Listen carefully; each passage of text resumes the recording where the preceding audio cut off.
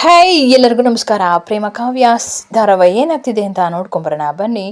ಕಾವ್ಯ ಮಹಾದೇವ್ ಜೊತೆ ಮಾತಾಡಬೇಕು ಅಂತ ಹೇಳ್ಬಿಟ್ಟು ಪಿ ಜಿ ಹತ್ರಕ್ಕೆ ಬರೋಕ್ಕೆ ಹೇಳಿರ್ತಾಳೆ. ಆಗ ಮಹಾದೇವ ಕರೆಕ್ಟ್ ಟೈಮ್ಗೆ ಬಂದು ಪಿ ಜಿ ಹತ್ರ ವೆಯ್ಟ್ ಮಾಡ್ತಿರ್ತಾನೆ. ಶ್ರೀನಿವಾಸ್ ಕೂಡ ಅಲ್ಲಿಗೆ ಬಂದಿರ್ತಾನೆ. ಶ್ರೀನಿವಾಸು ಕಂದ ಆಲ್ ದ ಬೆಸ್ಟ್, ಇರೋ ವಿಷಯನೆಲ್ಲ ಹೇಳ್ಬಿಡು ಅವನಿಗೆ. ಆಯ್ತಪ್ಪಾಜಿ ಹೇಳ್ತೀನಿ ಬಿಡಿ ಅಂತ ಹೇಳ್ತಾರೆ. ಅದೇ ಟೈಮ್ಗೆ ಕಾವ್ಯನು ಕೂಡ ಬರ್ತಾಳೆ. ಏನು ಹೇಳಿ ಟೈಮ್ಗೆ ಕರೆಕ್ಟಾಗಿ ಬಂದಿದ್ಯಾ, ಏನು ಅನ್ಕೊಂಡ್ಬಿಟ್ಟಿದ್ಯಾ ನೀನು ನನ್ನ ಬಗ್ಗೆ? ಏನು ಮನೆಗೆ ಬರ್ತೀನಿ ಲಗೇಜ್ ಪ್ಯಾಕ್ ಮಾಡ್ಕೊಂಡಿದ್ದೀನಿ ಅಂತ ಅನ್ಕೊಂಡಿದ್ಯಾ? ಪರವಾಗಿಲ್ವೇ, ಈಗಲಾದರೂ ಟೈಮ್ ಸೆನ್ಸ್ನ ನೀನು ಮೇಂಟೈನ್ ಮಾಡ್ತಿದ್ಯಲ್ಲ ಅಂತ ಹೇಳ್ತಾರೆ. ಜಂಬುದ್ ಕೋಳಿ ಅಂತ ಹೇಳಿ ಜೋರಿಗೆ ಬೈತಾ ಇರ್ತಾರೆ. ಯಾರನ್ನು ಬೈತಿದ್ಯಾ?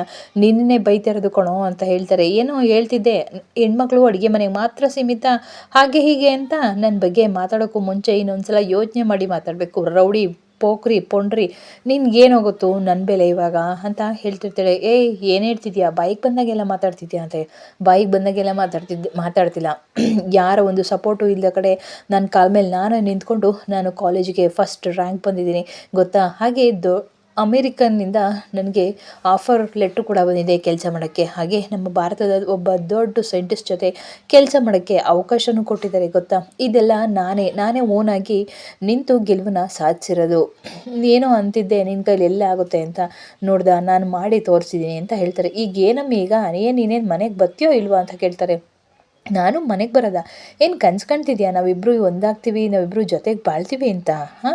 ಅದೆಲ್ಲ ಬಿಟ್ಬಿಡು, ನಿನ್ನ ಜೊತೆ ಬಾಳೋ ಕನಸ ಮಾತೇ ಇಲ್ಲ ಅಂತ ಹೇಳ್ತಾರೆ. ಇದೇನು ಲೆಟರ್ ಗೊತ್ತಾ, ಓದಿ ನೋಡು ನಿನಗೆ ಗೊತ್ತಾಗುತ್ತೆ. ಫಾರಿನ್ ಕಂಪ್ನಿಯಿಂದ ನನಗೆ ಎಷ್ಟು ಆಪರ್ಚುನಿಟಿ ಬಂದಿದೆ ಗೊತ್ತಾ ಅಂತ ಹೇಳ್ತಾರೆ. ಆಗ ಶ್ರೀನಿವಾಸು, ಏನಪ್ಪ ಇದು, ಈ ಹುಡುಗಿ ಇಷ್ಟೊಂದು ಅಹಂಕಾರದಿಂದ ಮಾತಾಡ್ತಿದ್ದಾಳಲ್ಲ, ಏನೋ ಒಂಚೂರು ಗೆದ್ದಿದ್ದೀನಿ ನಮ್ಮ ಹತ್ರಕ್ಕೆ ಇಷ್ಟೊಂದು ರೂಢಾಗಿ ಮಾತಾಡೋದ ಅಂತ ಹೇಳ್ತಾರೆ. ತಗೋ ನೋಡು ನೋಡ್ಕೊ ಅಂತ ಹೇಳ್ತಾರೆ.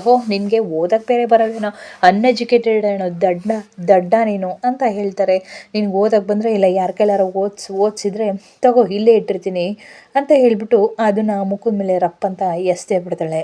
ಏನೋ ಅಂತಿದೆ ಅವತ್ತು, ನಾನು ಅಡುಗೆ ಮನೆಗೆ ಮಾತ್ರ ಸೀಮಿತ, ಅಡುಗೆ ಮಾಡಿಕೊಂಡು ಬಿದ್ದಿರು ಮನೇಲಿ, ಅದನ್ನು ಬಿಟ್ಟು ಓದೋಕ್ಕೆಲ್ಲ ಯಾಕೆ ಹೋಗ್ತೀಯ ನೀನು ಅಂತ ಎಲ್ಲ ಹೇಳಿ ನನ್ನ ಕಿಂಡಲ್ ಮಾಡ್ತಿದ್ದೆ. ಇವಾಗ ಗೊತ್ತಾಯ್ತಾ ಈ ಕಾವ್ಯ ಅಂದರೆ ಏನು ಅಂತ. ನನ್ನ ಕಾಲ ಮೇಲೆ ನಾನು ನಿಂತ್ಕೊಂಡು ನಾನು ಸಾಧನೆ ಮಾಡಿ ತೋರಿಸಿದ್ದೀನಿ. ಎಲ್ಲರೂ ಕೂಡ ನನ್ನ ಕಡೆ ಬೆರಳು ಮಾಡಿ ತೋರಿಸ್ಬೇಕು, ಆ ರೀತಿ ಮಾಡಿದ್ದೀನಿ ಮಹಾದೇವ, ಗೊತ್ತಾಯ್ತಾ. ಇವಾಗ ನನ್ನನ್ನು ಏನಂತ ಮಾತಾಡೋ ನೋಡೋಣ. ನಂಗೆ ನಿನ್ನ ಮುಖ ಕೂಡ ನೋಡೋಕ್ಕೂ ಇಷ್ಟ ಇಲ್ಲ. ನನ್ನ ಸಾಧನೆನ ನಿನ್ನ ಮುಂದೆ ಹೇಳಬೇಕಿತ್ತು, ಕೈ ಎತ್ತಿ ಇಂಥ ಸಾಧನೆ ಮಾಡಿದ್ದೀನಿ ಅಂತ ನಿನ್ನ ಮುಖಕ್ಕೆ ಹೊಡೆದಂಗೆ ತೋರಿಸ್ಬೇಕಿತ್ತು.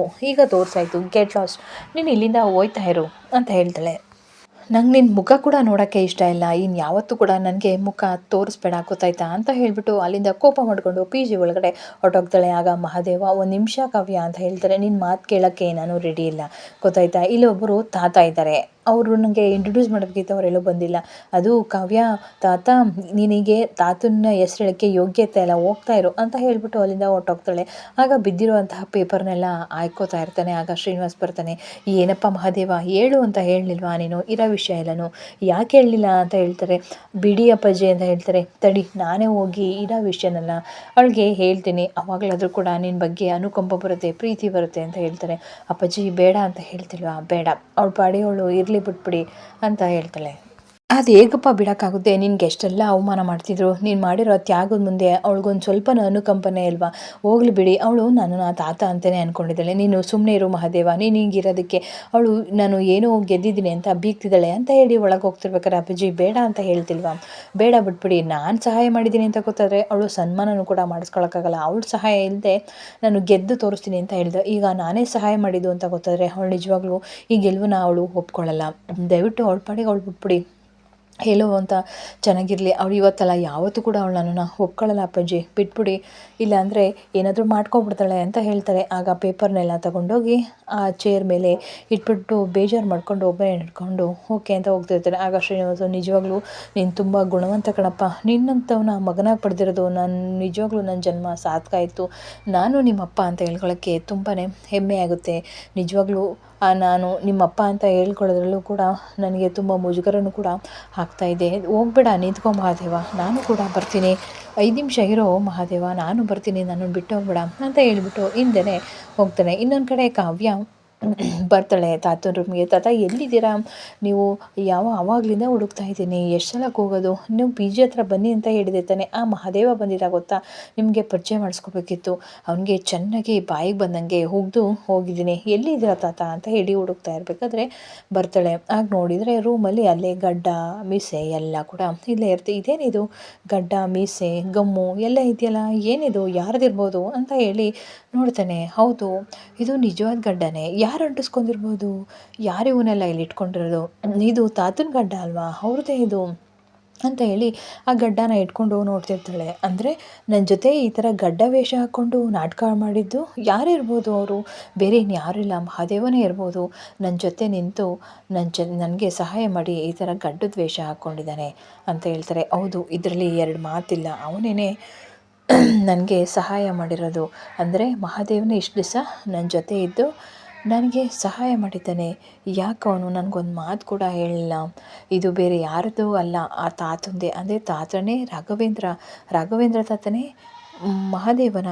ಅಪ್ಪ ದೇವರೇ, ನನಗೊಂದು ಮಾತು ಕೂಡ ಹೇಳಲಿಲ್ವಲ್ಲ ಅಂತ ಹೇಳಿ ತುಂಬ ಬೇಜಾರು ಮಾಡಿಕೊಳ್ತಾ ಇರ್ತಾಳೆ. ಅಂದರೆ ನನಗಿಷ್ಟು ದಿವಸ ಇದ್ದು ನನ್ನ ಜೊತೆಲೇ ಇದ್ದು ನನ್ನ ಒಂದು ಗೆಲುವಿಗೆ ಕಾರಣ ಆಗಿದ್ದು ಮಹಾದೇವನ ಅಂತ ಹೇಳಿಬಿಟ್ಟು ಫುಲ್ ಶಾಕ್ ಆಗ್ತಾಳೆ. ಆಗ ಈಗ ಹೇಗಾದರೂ ಮಾಡಿ ಕಂಡುಹಿಡಬೇಕು ಅಂತ ಹೇಳ್ಬಿಟ್ಟು ಬೆಳಗ್ಗೆ ಪಿ ಜಿ ಹತ್ರ ಹೋಗ್ತಾಳೆ. ಪಿ ಜಿ ಹತ್ರ ಬಂದಾಗ ತಾತ ಬರ್ತಾರೆ. ನಿಜವಾಗ್ಲೂ ಬಹು ಖುಷಿ ಆಯಿತು ಕಣವ, ನೀನು ಕಾಲೇಜಿಗೆ ಫಸ್ಟ್ ಬಂದಿರೋದು ಅಂತ ಹೇಳಿ ಬೊಕ್ಕೆ ಕೊಡೋಕ್ಕೆ ಅಂತ ಹೋಗ್ತಾಳೆ. ಏನು, ನೀವು ನನಗೆ ಬೊಕ್ಕೆ ಕೊಡೋಕ್ಕೆ ಬಂದಿದ್ದೀರಾ? ನಿಮ್ಮ ನಾಟಕ ನಿಲ್ಲಿಸಿ ತಾತ, ಸಾಕು ಆಯಿತಾ ಅಂತ ಹೇಳ್ತಾರೆ. ಯಾಕವ್ವ, ಏನಾಯಿತು ಅಂತ ಕೇಳ್ತಾರೆ. ನೀವು ಆಡ್ತಿರೋದು ನಾಟಕ ಅಂತ ನನಗೆಲ್ಲ ಗೊತ್ತಾಗಿದೆ. ನಾನು ಮಹಾದೇವ ನೀವು ಅಂತ ನನಗೆ ಚೆನ್ನಾಗಿ ಗೊತ್ತು. ರಾಘವೇಂದ್ರನೇ ಮಹಾದೇವ ಅಂತ ಹೇಳ್ತಾರೆ. ಮಹಾದೇವ ಯಾಕೆ ಹಿಂಗೆ ನಾಟಕ ಆಡ್ತಿದ್ಯಾ ನನ್ನ ಜೊತೆ? ರಾಘವೇಂದ್ರ ತಾತ ಆಗಿ ನನ್ನ ಜೊತೆ ಇದ್ದು ನಿಂತು ಇಷ್ಟೆಲ್ಲ ಸಹಾಯ ಮಾಡಿದ್ದು ಕೂಡ ನಾಟಕ ಆಡ್ತಿದ್ಯಾ ನನ್ನ ಜೊತೆ? ಇನ್ನು ನಿಂಗೆ ಎಷ್ಟು ಧೈರ್ಯ ಇರಬೇಕು ಅಂತ ಹೇಳು, ನನ್ನ ಮುಂದೆನೇ ಬಂದು ನನಗೇನೆ ಬೊಕ್ಕೆ ಕೊಡ್ತಾ ಇದೆಯಾ ನೀನು ಅಂತ ಹೇಳ್ತಾರೆ. ಇಲ್ಲ ಕಣವ ಅಂತ ಮತ್ತೆ ಯಾಕೆ ಸುಳ್ಳು ಹೇಳ್ತಿದ್ದೀರ? ನನಗೊತ್ತು ಮಹಾದೇವನೇ ರಾಘವೇಂದ್ರ ಅಂತ ಹೇಳಿಬಿಟ್ಟು ಅವ್ನ ಗಡ್ಡನೆಲ್ಲ ತೆಗೆದು ಕಿತ್ತಾಕ್ತಾರೆ.